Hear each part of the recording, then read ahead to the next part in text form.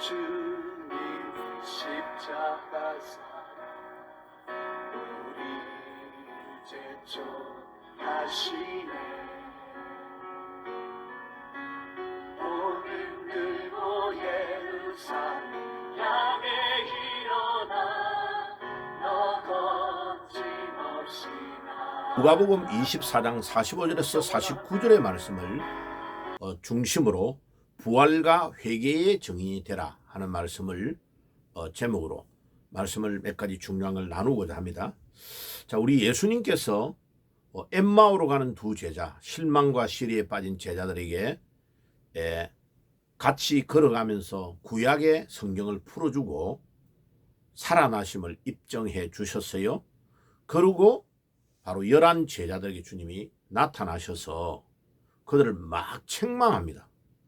아니 왜 누가복음 24장 38절에 보면 내가 그렇게 예언하고 이야기해 주가지고 십자가에서 죽고 3일 만에 살아나가지고 갈릴리에 먼저 갈 것이라고 했는데, 그리고 나를 보았던 막달라 마리아와 여인들이 하는 말을 믿지 않았느냐. 그러니까 그게 우리 예수님을 자꾸 안 믿는 거죠. 그 예수님이 구약에 예언되어져 있던 메시아, 그분이 우리의 주가 되시고 로드가 되시고 주인이 되시고 그분이 하나님이심을 믿지 않는 거죠. 그러니까 계속 이제 부활하신 이후에 제자들을 만나고 책망하고 안 믿지 못하는 그들에게 못자국과 옆구리에 창에 찔린 자국을 보여주시면서 요한복음 20장에는 10명의 제자들이 모였을 때도 다 보여주시고, 그 다음 주일날 두 번째 부활 주일날 11명의 제자 도마까지 다 모였을 그때의 도마에게도 정확하게 한 번 더 보여주시고, 너가 본 걸로 믿느냐 보지 못하고 믿는 자가 더 복되다라고 요한복음 20장 29절에 말씀하시는 것은 예수님이 강력하게 책망하시는 것입니다. 자, 그런데 누가복음 24장 45절에서 49절을 이제 원전으로 제가 직역을 해보면 거기에 중요한 내용, 핵심적인 내용이 몇 가지가 나타납니다. 46절에 그리고 그가 예수께서 제자들에게 그리스도께서 고난을 받고 죽음으로부터 3일 만에 살아날 것이 기록된 것을 말씀하셨고, 47절에 예수님의 이름 안에서 회개와 죄들의 용서가 예루살렘으로부터 모든 나라들에 시작될 것이 선포되었다. 너희는 이것들의 증인이다. 자, 예수님이 십자가에 못 박혀서 3일 만에 부활한 것에 대한 증인인 동시에 회개와 죄의 용서를 예루살렘으로부터 전 세계에 전해야 되는데 너희들이 증인이다. 이렇게 말씀하셨어요. 자, 그러면 그것이 정리를 해보면 크게 4가지를 체계적으로 알아야 증거가 되는 겁니다. 무엇을 증거해야 되느냐 하면은, 첫째는 부활하신 주님을 목격하고 체험하지 못하면 예수님의 제자들처럼 십자가에 매달려 잡혀가시고 재판을 받는 그 주님을 보고 다 베드로도 3번 이상 저주하며 도망쳐버렸단 말이에요. 예수님의 제자들이 다 도망가버리 죽음이 끝이라고 본 거거든요. 그런데 예수님이 3일 만에 예언된 그대로 살아나신 거죠. 그러니까 이들이 이제 깜짝 놀란 거죠. 신명기 21장 23절에 나무에 매달린 자는 하나님께 저주받은 자라고 했는데, 율법의 기록에 의하면 저 예수님이 나무에 매달려 저주받아 죽은 자가 아니고, 그 다음에 우리 유대인들을 해방시키기 위해서 로마의 해방을 시키기 위하여 열심히 애국운동을 하다가 죽은 위대한 어떤 선지자 중에 한 명이 아니고, 이 예수님이 구약에 예언되어졌던 메시아, 그분이시구나. 저분이 나의 참 주인이시고 로드가 되시고 저분이 하나님의 성자이시구나, 메시아시구나 하는 것을 믿게 된 겁니다. 그게 요한복음 20장 28절에 도마가 예수님의 못자국과 창자국을 보고 주님이 예수님이 나의 주시요 나의 하나님이십니다 라고 신앙 고백을 하잖아요. 이제 이 도마의 고백과 같은 고백이 모든 제자들에게 동일하게 일어나면서 거꾸로 부활을 통하여 십자가를 보게 된 거예요. 나무에 매달려 저주받은 분이 아니고 저분이 나의 주인이시고 만물을 창조하신 창조주시고 저분이 나의 삶의 구주가 되시고 내 모든 것이구나, 참 그리스도이시구나 하는 것을 믿고 고백하며 따라가게 된 거죠. 이 부활이 예수님의 친동생이었던 야고보 같으면 부활을 목격하지 않고는 절대로 돌아오지 않는 거죠. 아니 예수님이 내하고 아버지 지금 목공하는 목수 일하는 데서 대패 가지고 톡 가지고 장난치고 놀던 형님이 어느 날 갑자기 한 33살 되더만은 내가 메시아다 이러니까 우리 형님이 약간 맛이 갔구나 이렇게 생각했단 말이에요. 그런데 이 예수가 3일 만에 살아나셔서 구약에 예언되어졌던 메시아이심을 입증하니까 야고보가 야고보서 1장 1절에 뭐라고 했냐, 내가 하나님과 예수 그리스도의 종이라고 말하냐. 보세요. 그 친동생이 예수님을 가장 믿기 어려운 이 친동생이 예수님이 나의 주님이시다, 주라는 것을 믿고 인정하게 된 것입니다. 자, 그럼 보세요. 우리가 이 누가복음 24장에 예수님께서 말씀하신 예수님이 우리를 위해 고난을 받고 돌아가셔서 3일 만에 부활한 것에 대한 증인인 동시에 우리가 그 예수를 전하여 회개와 죄의 용서를 전파하는 증인이 되어야 된다는 말은 네 가지를 정리할 수 있는 거죠. 첫째, 부활하신 주님을 먼저 내가 만나고 체험해야 된다. 두 번째, 그 부활하신 주님을 체험하고 나면 부활을 통하여 십자가를 볼 때에 나무에 매달려 돌아가신 그 예수가 나의 구주가 되시고 하늘 보좌를 내어놓고 내려오신 성자 하나님이시라는 걸 깨닫게 되는 순간에 땅을 치고 통고하는 역사가 일어나게 돼 있죠. 회개운동이 일어나게 돼 있는 거예요. 내가 어떻게 그 주님을 십자가에 못 박게 할 수 있냐. 그러니까 사도행전 2장 37절에 형제들아 우리가 어찌할꼬 하는 회개의 자백이 일어나게 되어 있는 거죠. 왜냐하면 2장 36절에 너희들이 나무에 매달린 이 예수가 우리의 주와 그리스도가 됐다고 하는 사도 베드로의 선포를 듣고 그들이 무릎을 꿇고 땅을 치고 통곡하며 회개하는 역사가 일어난 거죠. 자, 지금 현대교회의 제일 문제가 뭡니까? 바로 이 사도행전 1장과 2장을 생략해버리고 건너뛰어버리니까 교회에 회개운동이 일어나지 않는 거죠. 회개운동이 일어나지 않으니까 역사가 일어날 수 없죠. 그보다 더 앞서서 부활하신 주님을 만난 경험과 체험이 없으니까 십자가의 의미가 무엇인지를 깨닫지 못하죠. 그러니까 참다운 회개운동이 일어나지 않죠. 참다운 회개운동이 일어나지 않으니까 사제의 은총을 받을 수가 없잖아요. 사제의 은총은 예레미야 31장 34절에도 구약에도 예언되어 있고 이사야 2장 3절에도 미가서 4장 1절에서 2절에도 다 예언되어 있어요. 그런데 더 중요한 것은 요한일서 1장 9절에 만일 우리가 우리의 죄를 자백하면 저는 미쁘시고 의로우사 우리 죄를 사하시며 모든 불의에서 우리를 깨끗게 하실 것이라.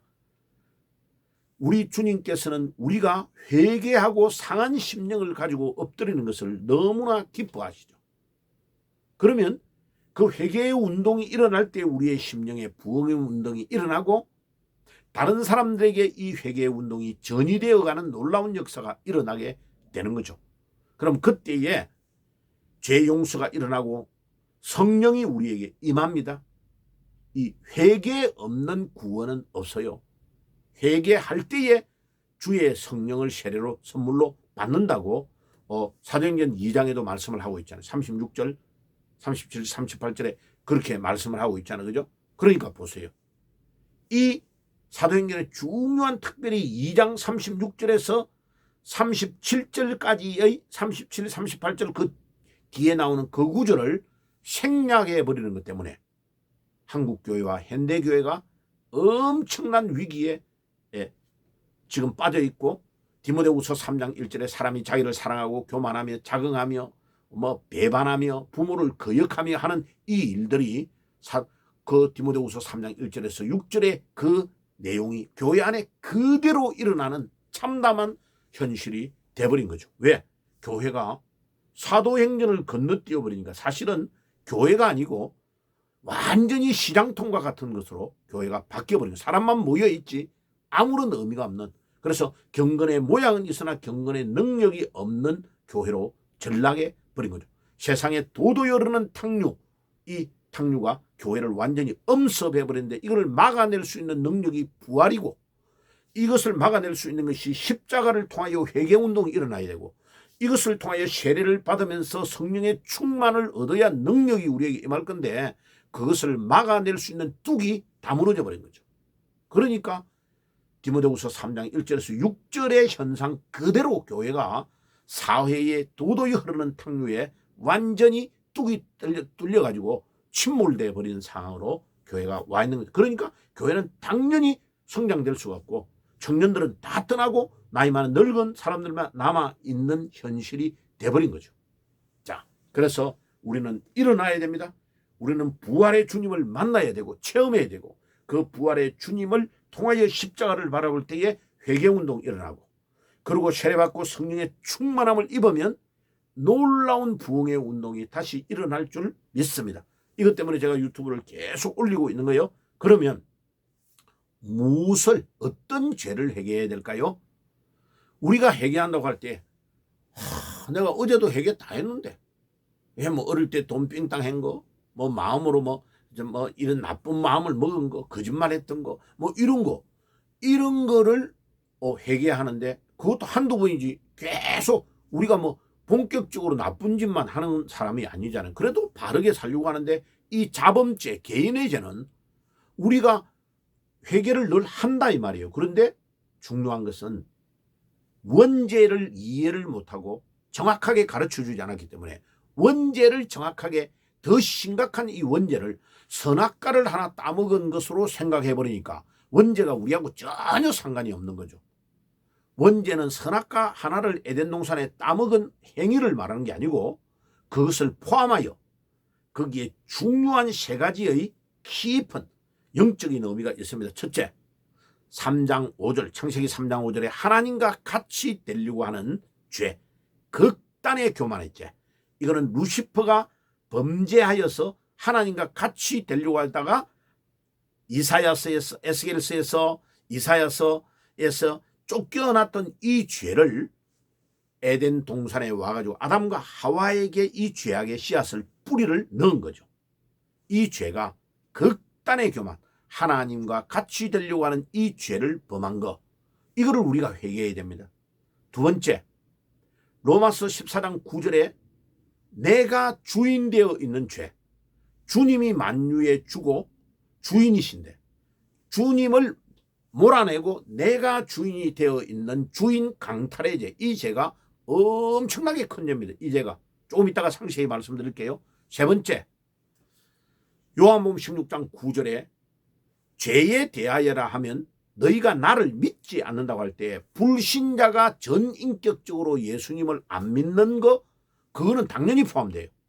그런데 우리 기독교 신자, 교회를 다니는 사람이 예수님을 안 믿는 죄가 뭐냐면, 바로요, 예수님을 안 믿는 것이 그들이 성경의 예수님의 제자들과 딱 동일해요. 예수님의 제자들이 3년 반 동안 예수님 따라다니는데 막달라 마리아하고 예수님 부활하신 것을 무덤에 가 봤다고 하잖아요. 그들이 찾아와서 예수님 살아났다는 것을 봤다고 말하는데, 그들이 예수님의 살아나심을 믿지 아니했다고 이야기합니다. 보세요. 예수님의 살아나심을 믿지 아니한 요 죄가 엄청나게 큰 죄입니다. 이 믿지 아니하였던 이 죄가. 그러니까 예수님께서 그것을 막 책망을 하죠. 왜 너희들이 나를 의심하고 믿지 않느냐. 그래가지고 누가복음 24장 6절이죠. 거기에는 뭐라고 기록되어 있습니까? 예수님께서 11명의 제자에게 찾아오셔가지고 주님이 이렇게 말씀합니다. 너희들이 왜 자꾸 의심하느냐라고 말씀하면서 책망을 하니, 부활하신 주님이 제자들에게 와가지고 38절이네. 누가복음 24장 38절. 예수께서 그들에게 이르시되 어찌하여 무수하며 어찌 너희 마음에 의심을 품느냐. 그러면서 예수님의 제자들에게 도마가 있는 데서 손 못자국 난 것과 옆구리 창에 찔린 것을 10명이 있을 때 첫 번째 부활주일날 저녁에 보여주셨고, 그 소문이 나가지고 도망쳤던 도마가, 멀리 도망쳤던 도마가 이제 참석해 있는 11명의 제자가 있을 때 또 주님이 나타나셔서 도마에게 다시 보여주신 거예요. 그러니까 도마가 뭐랍니까? 오 주님, 예수님이 나의 주시고 로드 주인이시고 예수님이 나의 하나님이십니다라고 요한복음 20장 28절에 고백합니다. 그때 29절에 주님 뭐라 합니까? 도마야, 너가 본 것으로 믿느냐?